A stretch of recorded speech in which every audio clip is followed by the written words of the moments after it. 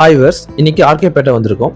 நீங்க பாக்குற இந்த டெரஸ்ல ரூஃப் கான்கிரீட் ஜாயிண்ட்ல லீக்கேஜ் இருக்கு. அதுக்கான ட்ரீட்மெண்ட் ஒர்க்கை இந்த வீடியோல பார்க்கலாம். கிளைண்ட விசாரிச்சோம், இந்த லீக்கேஜை ஸ்டாப் பண்ண என்ன மாதிரி மெத்தட் எல்லாம் ட்ரை பண்ணீங்கன்னு. கிளைண்ட் அவருக்கு தெரிஞ்ச ஆட்கள்லாம் வச்சு நிறைய மெத்தட் ஆஃப் ட்ரீட்மெண்ட் பண்ணிருக்காங்க. ஆனாலுமே லீக்கேஜ் கண்டினியூ ஆகிட்டே தான் இருந்திருக்கு. கடைசியா வெதரிங் கோர்ஸ் ரூஃப் கான்கிரீட் தெரிய அளவுக்கு கட் பண்ணி எடுத்துட்டு மேசனை வச்சு வாட்டர் ப்ரூஃபிங் கோட்டிங் அப்ளை பண்ணி கான்கிரீட் மிக்ஸ் பண்ணி போட்டிருக்காங்க. இருந்துமே லீக்கேஜ் ஸ்டாப் ஆகலன்னு சொன்னாங்க. எதுக்காக கிளைண்ட் கிட்ட இந்த மாதிரி கொஸ்டின்ஸ் எல்லாம் நம்ம கேட்கறோம்னா, இதுக்கு முன்னாடி என்ன மாதிரி ட்ரீட்மெண்ட் பண்ணிருக்காங்க, அதுக்கு அவங்க யூஸ் பண்ண மெட்டீரியல் அண்ட் கெமிக்கல்ஸ் தெரிஞ்சுக்கிட்டாதான் அதுக்கேற்ற மாதிரி மெத்தட் ஆஃப் அப்ளிகேஷன் பண்ணி இந்த ப்ராப்ளத்துக்கான சொல்யூஷன் 100% கொடுக்க முடியும். ஃபர்ஸ்ட் இந்த மாதிரி ரூஃப் கான்கிரீட்ல எதுக்காக லீக்கேஜ் வருதுன்னு தெரிஞ்சுக்கலாம். நீங்க ஏற்கனவே கட்டியிருக்கிற பில்டிங்கோட புதுசா ஒரு பில்டிங் எக்ஸ்டெண்ட் பண்றீங்கன்னா, ஏற்கனவே இருக்கிற பழைய பில்டிங்கோட ஸ்ட்ரக்சரும் நீங்க புதுசா கன்ஸ்ட்ரக்ஷன் பண்ற பில்டிங்கோட ஸ்ட்ரக்சரும் ஒன்னா பாண்டிங் ஆகணும். அப்படி பாண்டிங் ஆகாம டி அட்டாச் ஆச்சுன்னா கண்டிப்பா அந்த இடத்துல கிராக் வரும். அந்த கிராக் வழியா லீக்கேஜ் வரும். அதுலயும் முக்கியமா இந்த ரூஃப் கான்கிரீட் ஜாயிண்ட், அதாவது பழைய ரூஃப் கான்கிரீட்டும் புதுசா நீங்க போற ரூஃப் கான்கிரீட்டும் ஒன்னா பாண்ட் ஆகணும். அப்படி பாண்ட் ஆகலைன்னா கண்டிப்பா அந்த இடத்துல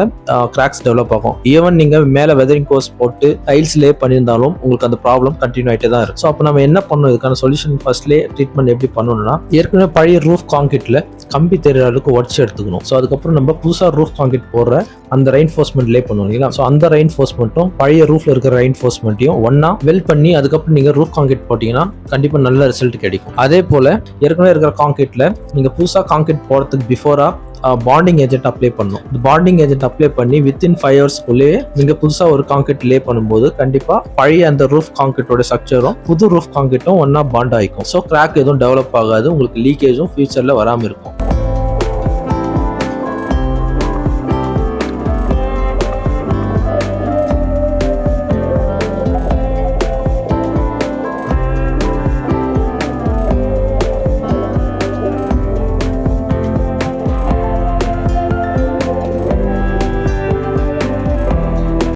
ஃபர்ஸ்ட் ஒர்க் பண்ண வேண்டிய சர்ஃபேஸை ப்ராப்பராக க்ளீன் பண்ணி எடுத்துக்கிறோம். அதுக்கப்புறம் வி ஷேப்புக்கு வெதரிங் கோர்ஸை கட் பண்ணி லூஸ் பார்ட்டிகல் டஸ்ட் எல்லாத்தையுமே கம்ப்ளீட்டாக ரிமூவ் பண்ணுறோம். அதுக்கு மேலே மைக்ரோ கான்கிரீட் ஃபில் பண்ணதுக்கு முன்னாடி எஸ்பயர் கோட்டிங் ஒன்று அப்ளிகேஷன் பண்ணுறோம்.